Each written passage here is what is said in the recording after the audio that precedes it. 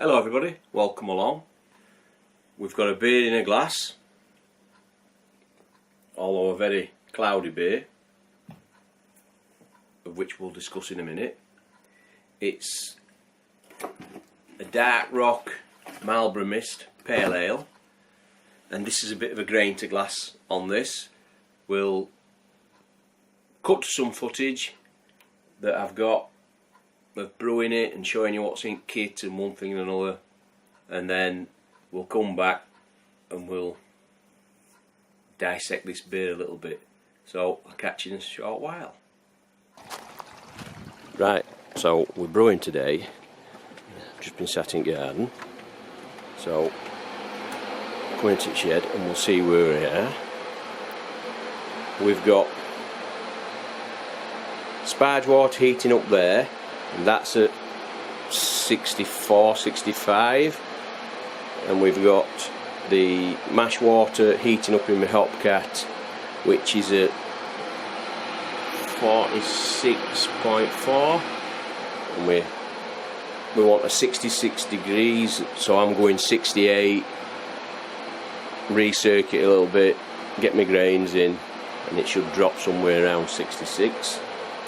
So what we're brewing today, we're brewing the Marlborough Mist Pale Ale limited edition all grain beer kit from Dark Rock Brewing, and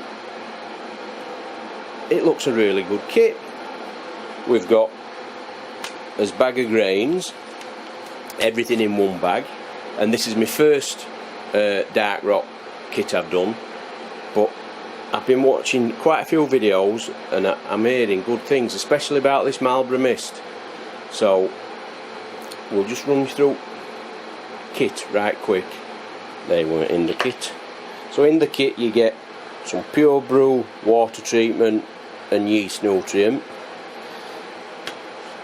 If I remember right, it gives you the choice of yeast. I think I chose that one, the Verdant IPA ale yeast. Beer finings, and I don't normally use them apart from a Protaflock, but I'll be using a Protaflock and I'm going to use them, seeing as they're in the kit. 1, 2, 3 vat packs of hops, and I think this big one, the biggest out of the 3, D, is the dry hop, and a keg sticker, which I like the idea of, so you can write on what's in each keg, and then your instructions, and that's everything in this kit. Oh, and a little brew sheet log there, date started, your OG, date finished, your final OG, and any notes. So that's a nice little extra. And the instructions, for anybody that's does all grain regular, they're quite sufficient. You can easily work out what's what. You've a section on mashing, section on sparging, boiling, fermentation and conditioning. If you're somebody that's a little bit new to all grain brewing, there might not be enough information there, or it might not be spelled out for you quite as simply as you might need it.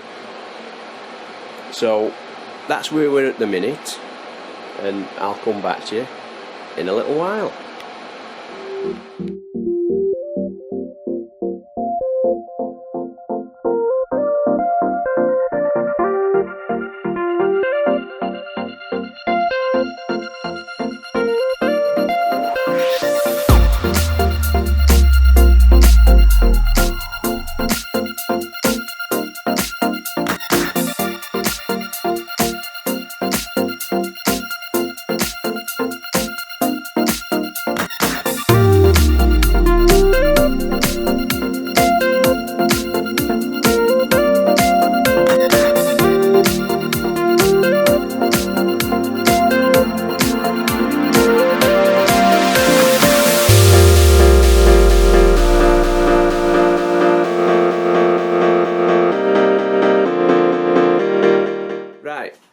We're just waiting for that to come up to boil, so I'm just getting my hops ready. that's just got my bittering edition done, and I've just opened my bag for my 45-minute edition, and I don't know whether you can see, can I get it out? I didn't realise there's my Protaflock in there, and I only put half a Protaflock in as well on a 23 litre batch, so that saved me some of them. So that were a nice little surprise. So I'll bag them into that muslin hot bag, and when we boil we'll get them slung in.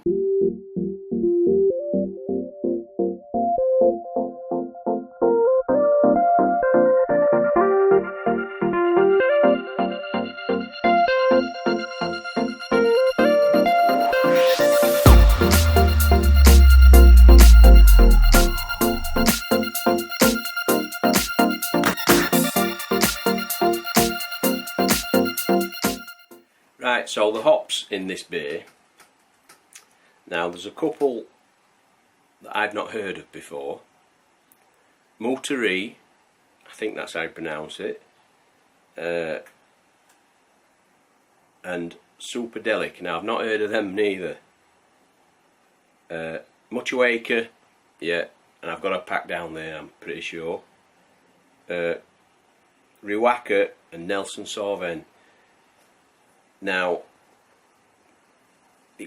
when you Google it, it's telling you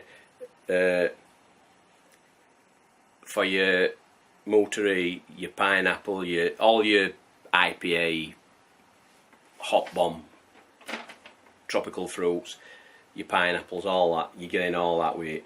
So with Muchuaker, which I think that's got it's got a bit of a lemon to it. I haven't looked for Superdelic yet, what that is, so I'm hoping this is going to be quite a real good hoppy beer, pale ale. So yeah, they're the hops that's in it. We're just waiting now. We've got 3 or 4 minutes, and then boil's done. We'll get it in as we're cubing. It's red hot, so I'll be forever trying to cool it. So we're just going to cube. And then I'll come back to you when we've done, and then we'll go for a taste test, because I think this is going to be a grain to glass. So I'll see you in a bit. Right, you've just seen that bit of brewing footage. Not special. And this is the beer here. And just a second.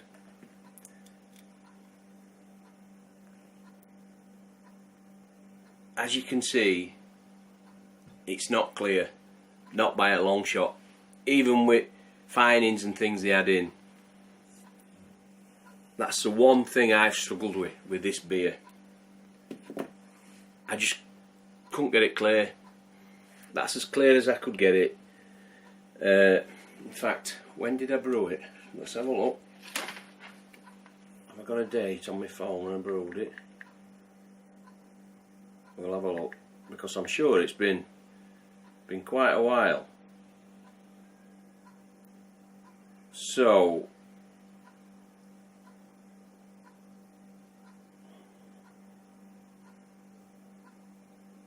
Marlborough Mist, 2nd of the 8th. So it's been, what are we on now? It's been well over a month now. So we're talking, yeah, well over a month. 2nd of the 8th I did that. What are we on now? 7th or something. So it's had plenty of time, and I've not done anything different to what I do with other beers that I get clear. It's been, only thing is I cubed it, and when you cube beers, they're a little bit harder to get clear. Something to do with you're not cooling them quick enough, without getting too technical. But the fact it's not clear doesn't bother me. I can drink a cloudy beer all day long, but it should be clear, or a lot clearer than what it is. I'm pretty sure of that. But putting that to one side, it's, as you can see, it's holding a lovely head, and quite a creamy head as well. And I have got it quite a high carbonation on that, as you can see.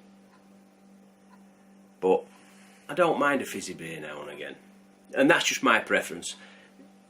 Somebody else might not actually carb it quite as high as that. So, as you saw on that, that's the kit, and it does say on it, I'll just give you a right quick: crafted with a distinctive blend of premium New Zealand Motueka, Riaka, Nelson Sauvin, Moutaree and Superdelic hops. This brew offers an exquisite harmony of flavours and aromas, balanced perfectly with the subtle sweetness of extra pale malt, Meladonian malt. Each sip delivers a satisfying taste experience, prepared to be enhanced by a unique character of this New Zealand pale ale. Well, even though it's proper cloudy, you know, it looks a bit like a fruit juice or a good New England IPA. Despite that, the aroma is quite a strong, tropical, fruity, usual sort of zesty,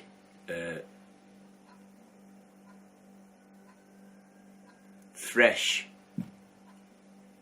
aroma. It does smell lovely, and it's not the first one I've had quite a few of these, but that first week and a half, it was proper bitter, real, like a real hop bitterness, that what first thing on your tongue and last thing on your tongue, and I didn't like it. Straight up, I didn't like it. I know there's quite a few that I've seen really love it, as Dog and Partridge. Them two, I think you give it a 10 out of 10. But now it's had a bit of time, it's mellowed, and that bitterness has really died back. It really has. And we'll go in. Cheers.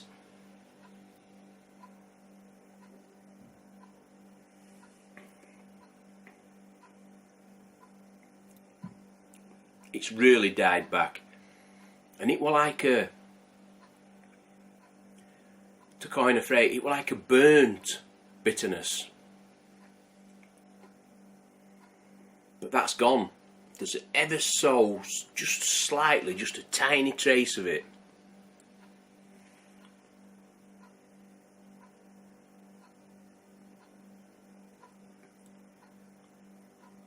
But the first thing you get is a hit of fruit.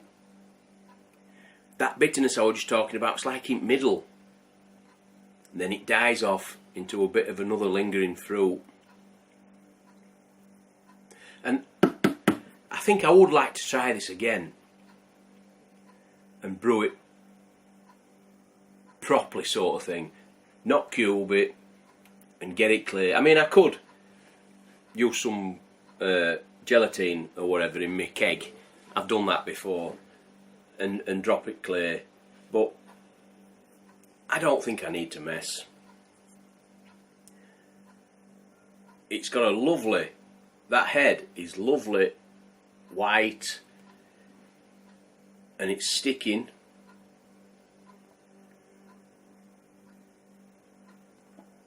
And that'll stay with it all the way down. And it's got a dryness on the back end as well. It makes you go back for another. I mean, I have got a plate chiller, brand new one. I've not used it. I think it's a 36 or a 40 plate chiller. I've got that. I've got my other chiller that you put inside. You know, your immersion chiller. I've got one of them. but groundwater out of my tap's been, at the minute it's that warm, it'll take for ages to get it somewhere near. So I've just been cubing. I think I've cubed my last probably 10 beers I've cubed. But now weather's just dropping a little bit, it's coming a little bit cooler, I'll start using other methods I think now, and chilling straight into the fermenter, and it might give me a slightly different result. I mean, don't get me wrong, it is a very, very lovely beer.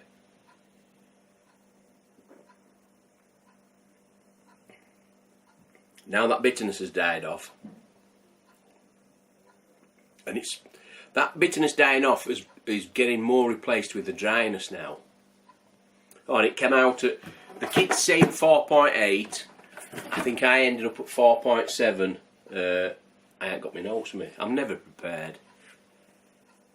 But this is, like I've said, the Dark Rock Marlborough Mist Pale Ale. I think I paid about, I can't remember, it were under £30, about 27 quid or somewhere. It were in mid-20s somewhere, so not overly expensive. And to be fair, these Dark Rock kits, this is the first one I've done, but I've done other all grain kits, and I think they're as equally as good as a lot of others, if not better. They're definitely set out better when you get them. Instructions, they're a little bit, if you're a seasoned brewer sort of thing, you'll be alright. A new brewer might struggle just a little bit, but I think you'd get through. I used the Verdant IPA yeast that I got with it, and that went off like a rocket. Excuse me, if I haven't already put a box up showing you, I had this in house, inside room, and I'd got the instructions laid on top fermenter, and it went off. It went all over the top, all that sides, all on the floor. Wet this instructions through, hence that's why they've ended up falling apart. It really did go off like a rocket, and it were done within 4 days or something like that. I dry hopped it and then I just left it, and I left it for about 12-13 days, and then I put it in secondary, put it in fridge, crash chilled it for 2 days, I think it was, and a lot did drop out, but this is what I'm left with, and I've got it quite cold in my keg in fridge, hoping that a little bit more would drop out, and it's made me realise I'm going to change all my kegs over to a floating dip tube. I'm going to swap them out, I think. Floating dip tube, take it from the top, and it'll just help with a little bit of clarity. Because that's the only thing I'm disappointed with this kit, is just how unclear it is. I mean, there is a little bit, if you look at the bottom, it's just maybe starting to clear out a little bit now, but it is what it is, isn't it, fellas? So yeah, the Marlborough Mist Pale Ale, is it worth a go? Yes, it definitely is. Definitely is. And with that, I'll catch you all next time. Cheers, everybody.